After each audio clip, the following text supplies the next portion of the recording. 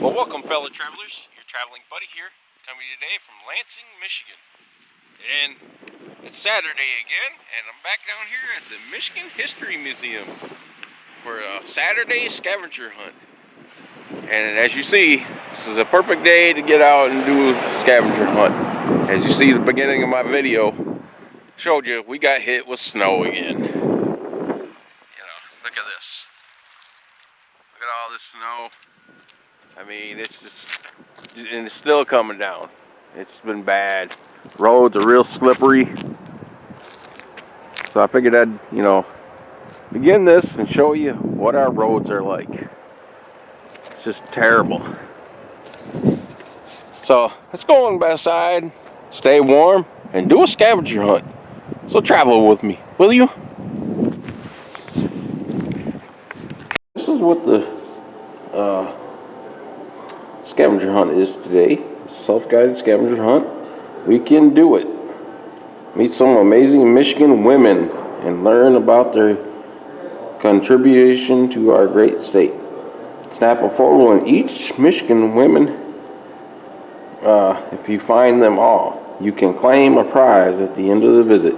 So they actually want you to take selfies with, they're going to have volunteers dressed up and all that. So you can take selfies with them and post it on their thing. That's awesome.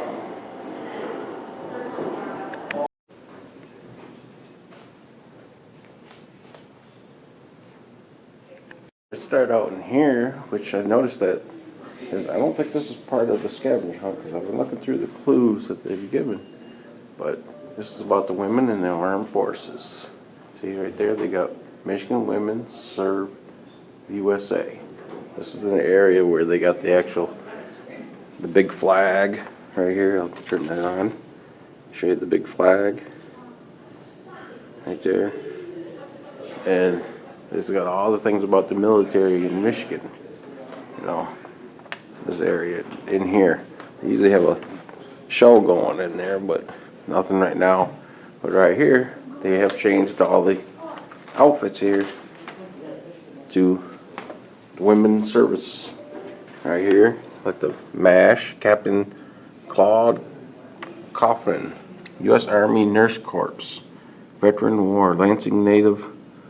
Claude Coffin spent her high school summers working in Lansing General Hospital's kitchen. She recalled, "I took advantage of every opportunity to go to the patient's care areas and eager to appreciate of the day when I could be a nurse." Coffin enrolled in nursing school in Maryland, but when money got tight, co-workers suggested she join the Army Nurse Corps, which would pay for schooling in exchange for a 3-year tour of duty. In 1963, Kaufman enlisted, graduating in April of 1966. By the summer of 1967, she was transferred to the Army 85th Aviation Hospital Emergency Ward in Quangon, Vietnam. Kaufman worked 12 hours a day, 6 days a week. Most of the classmates were flown by the helicopter. Kaufman returned stateside in September of 1968, where she finished her last 11 months of duty at Florence Lewis Magazine General Hospital in Washington. And they said she worked at General Hospital. That's where I was born. Wow. And right there, that's her uniform. She wasn't very tall. That's awesome. Thank you for your service, Claudie. Next is another military uniform. First Lieutenant V. Van Doren, U.S. Army Nurse Corps, World War II. In 1935, Via Hitchcock graduated from Sparrow Hospital School of Nursing in Lansing and also took courses at Lansing Business Colleges in 1936. She became the nurse office manager for a local doctor's office. When Pearl Harbor was bombed in 1941, her employers joined the military while she closed the practice. Following their example, she joined the Army Nurse Corps in 1942. She took basic training at Fort Custer before being stationed at the Trony General Hospital in Palm Springs, California. There she met Medic Forrest Dan Doran. When she secretly married, they broke military bans against relationships between officers and enlisted persons. 1944, Van Doren was assigned to the 82nd General Hospital in Wales, where she worked 8-hour shifts treating soldiers. After the war ended, she was unit moved to France to care for German prisoners of war. For her tour of duty, she ended in September 1945. Van Doren was promoted from second to first lieutenant of the Patriotic Valor Nursing Excellence. uniform here, sorry, let's zoom in, was for this Master Sergeant Irene DeFabo, U.S. Army Women's Army Air Corps. World War II. During World War II, Irene DeFabo had ignored her parents and Marine Corps brothers' objections and joined the Women's Army Corps WAC in 1944. Her first duty was at Mount Clemens Selfridge Field, where she drove 2.5-ton trucks. The motor pool. DeFabo attended critical school at Fort McLaren in Alabama and was stationed in Germany and France. After 20 years of service, she was honorably discharged. In 1973, DeFabo returned to the military service and mentored female cadets in Detroit's junior OTC Reserve Officers Training Corps. Programs in the Detroit News article, DeFabo described her work as Osborne High School. My primary job is not recruiting, but rather the answer to the girls' questions regarding requirements, scholarships available, and job opportunities in the Army. The Naval women's officer's uniform, her jacket at least, and her hat. It says this English Mary H.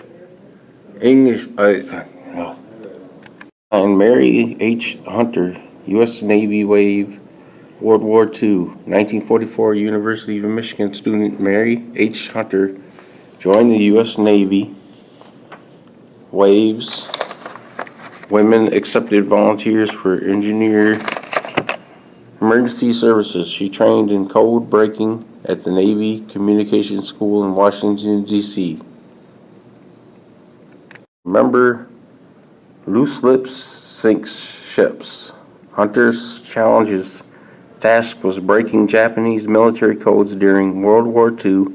She was one of about 10,000 women who worked as Army and Navy criminologists. Their security clearance meant never revealing what they did during the war. Many kept silent long after the war was over. While she was no photograph of Hunter, this classified military photograph shows other women code breakers. So she's not in there. There's other code breakers. So they have no photograph of her. Wow. And that's her uniform.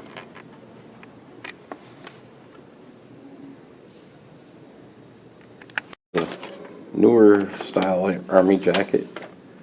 And this is Captain Amy Kippen, Michigan National Guard, Iraq War, and active military. On March 2nd, 2019, Captain Amy Kippen was promoted to commander of the Michigan Army National Guard's Brave Company, 3rd Battalion, 126 Infantry Regiment. Can't say that stuff. She was the first woman to become an infantry commander in the Guard and one of the first in the U.S. Army. In an interview, Kippen stated, "I never set out to be the first. I just wanted to crack the code and work through the nuances of issues that anyone that comes beside me or behind me doesn't have to do that leg work. And the other side of this is the whole team of people. It isn't me, myself." Kippen enlisted in 1996 and in 2004 deployed to Iraq. When the 1962 Engineer Company as a motor transport operator, she served with the unit until starting Officer Cadet School in 2009. And that's her right there. Standing next to that little girl.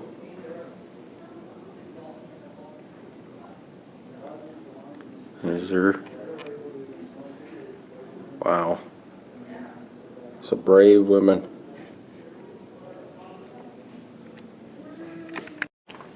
Now, I'm one of those people that, I always say, see a soldier, man or woman, thank them for their service. That goes for the police officers and the firefighters. They put their lives in the line for us. So thank them for their service.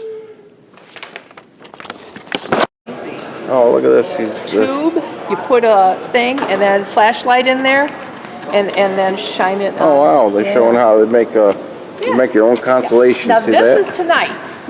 Oh, that's tonight's. If okay. there's no snow and good luck on that one. If you look out the window there, it is coming down hard. And then the Ojibwa also had their own. Wow. Yeah. That's cool. And you say you take a little tube, like a toilet paper tube. Yep, I did it last night with one. And you just make a constellation. You put a flashlight in there, shining on the wall. Yep. And I actually looked through this without it, and it looks just fine. Yeah, you can see it that way. Yeah. That's pretty cool. This is Pegasus, I think. That's pretty cool. And they're supposed to have an event, they said, but it doesn't look like we're going to be able to get it because it's looking pretty bad. Yeah. You can see there. See, this is just since I got in here. It's even worse now. Look at that. Yeah, so I don't think we're going to be having that star gazing thing. Look at that. It's coming out hard now. On the exhibit here says making good trades. In addition to the richest furs wanted from the Anasbeg European traders needed fish, berries, maple sugar, canoes, and shoes. Fur trading families, French traders often adopted the Anasbeg practice of greetings, alliance through the marriage. The women extended family provides furs protection. The trader provided reliable access to the tools, clothes, and other goods. Indian wives made homes for their husbands, making their food, watches, and snowshoes. Few British traders married Anasbeg women. However, David Mitchell, surgeon with the British King, 8th Regiment, married Elizabeth in July 1776. Elizabeth's father was French, and her mother Ojibwe, which David's regiment left to return to Britain. He received permission to stay with his new wife and daughter.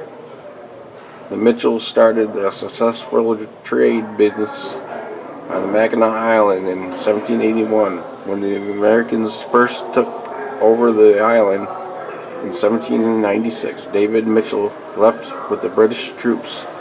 Elizabeth ran the business in his absence. So right there, that's the fur trade. They say they don't have no picture of her, but yeah, we found the first one, Elizabeth Mitchell. On the second one here, Sojourner Truth is her name, right there. Sojourner Truth lived in Battle Creek from 1857 to 1883. She traveled the country speaking against slavery. A slave in New York State for 30 years, Sojourner was freed in 1827. As a slave, her name had been last of their master. In 1843, she took the name Sojourner Truth, saying, "The Lord gave me Sojourner because I was to travel up the north, up and down the land. God, thou art my last master." Thy name is truth. After the war, she continued her crusade for the rights of the blacks. She lived in Battle Creek. If I'm ever in Battle Creek, I'll have to see if I can't find her grave.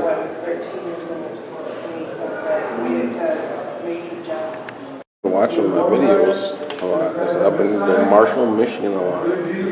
Right here, the Crosswhite case. In the case of Adam Crosswhite and his family who escaped from Kentucky via an underground railroad and settled in Marshall in 1844, aroused Michigan's abolitionist settlement. The Crosswhite's masters sent slave catchers to Michigan in 1847. Located citizens sent the family to Canada and kept the Kentuckians in jail. The Crosswhite's former owner filed suit in federal court and was eventually incapacitated for his loss.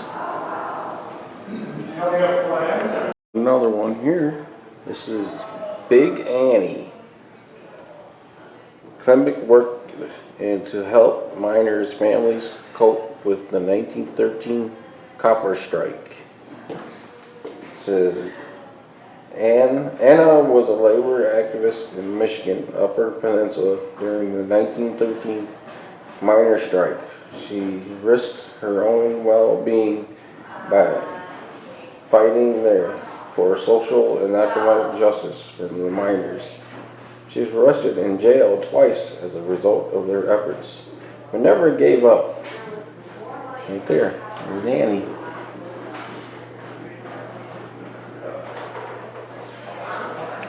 Picture of the strike, the copper strike. Actually, there was another one thing right after the copper strike. The strike of 1913-14 brought lasting hard feelings to the labor management relations in the copper country, but again, to the little for miners. Got little things here too set up, and shows that they're showing how to do catapult over there. See, this is how to make a catapult, and the kids can sit there and shoot a catapult.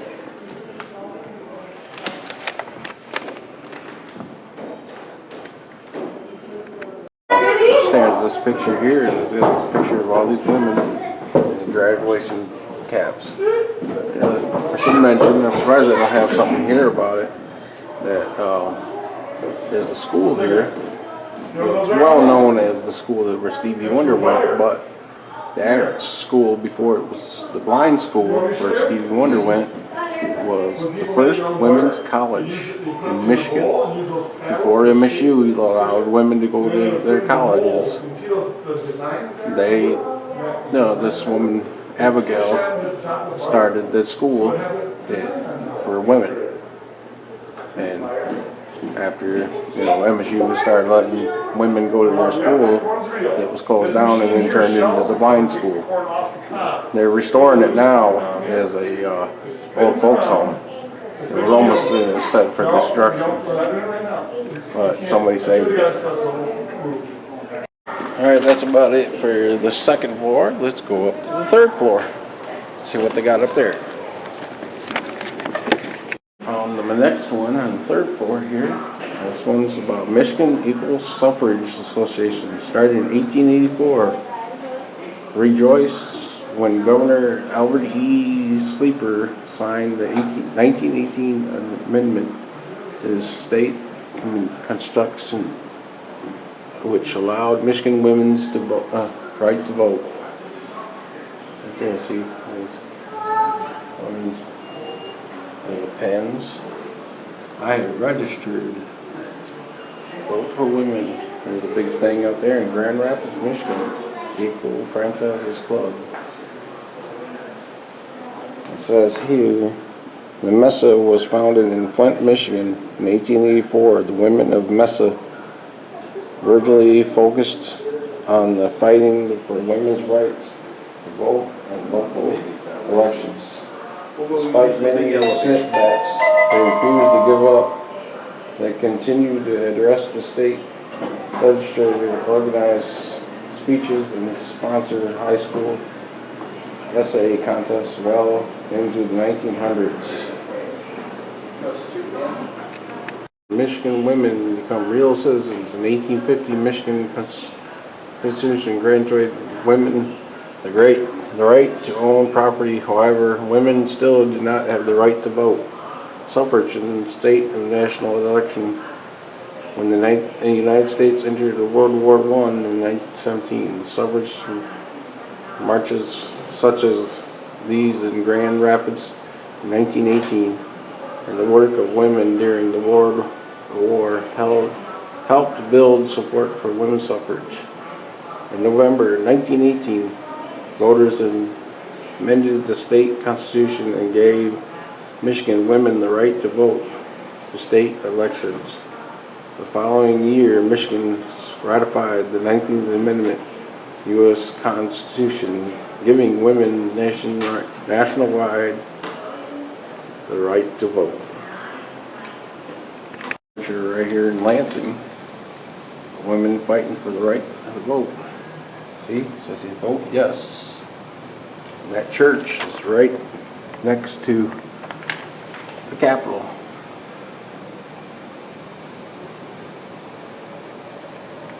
Since this is about women, here's your beauty salon back in the day. Imagine having that on your head, doing your hair.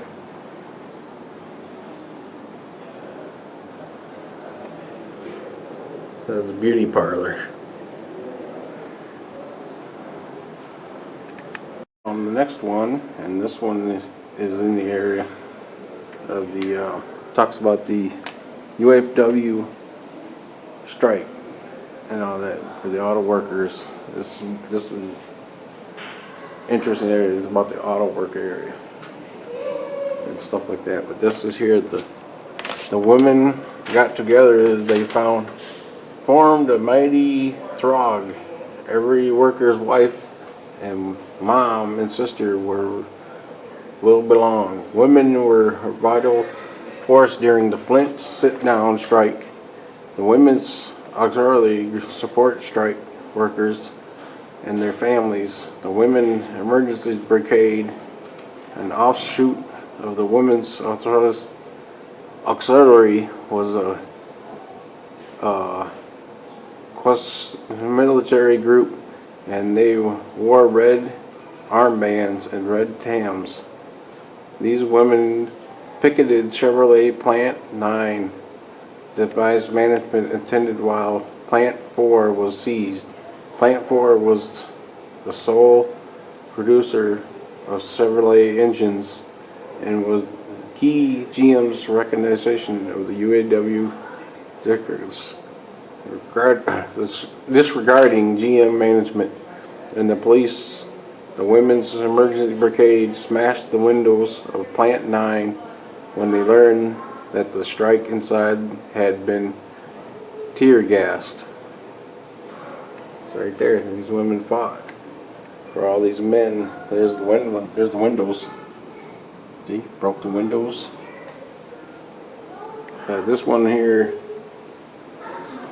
this is the thing, gas masks. See these rubber bats? They used to beat the strikers with that. I mean, this whole area is like something else.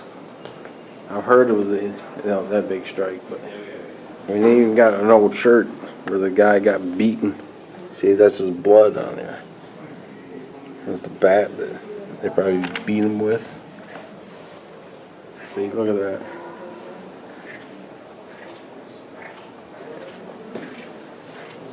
That's because they were fighting for the Union as women. UAW is bigger than Ford. See, another thing I like about coming out and doing this every week is, you know, you learn something new every day. And, you know, some of these areas I've been in before, I have to look up the history of them in that area. And maybe it'll be a future video for me. And the next one, this is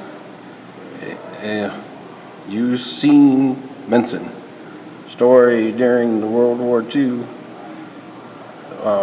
Entered the workforce and worked in factories to support the war effort. Eugene Benson was one such woman. She made cannon shells at Lansing Oldsmobile Factory. So right here in Lansing, she made cannon shells. Wow. There's her overalls right there. That's her overalls. They said they don't have no picture of her, but they show Eleanor Roosevelt was the mother women of the workforce. And of course, you know, the most famous, and they even have a thing here for a selfie of Rosie the Riveter. We can do it. Some of those shells that she would be making right here.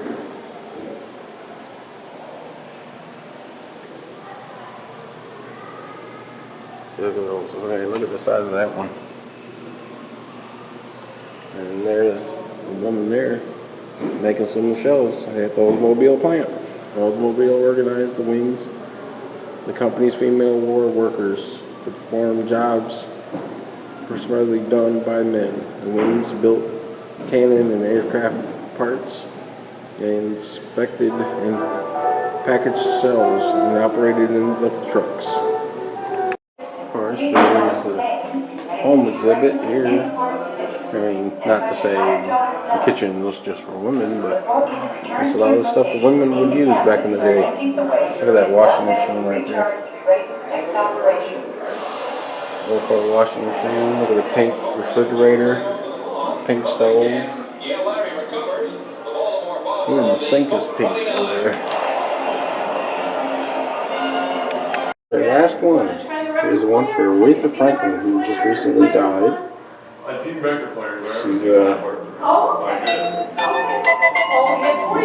notification. I had to heard that one up because they had a lot of copyright music in there, and I didn't want to get struck because there's a lot of music in that area. That's the music area. You got Stevie Wonder and everything. They play all kinds of 60s type of music and stuff like that. So yeah, it's definitely copyright. I had to get out of there quick.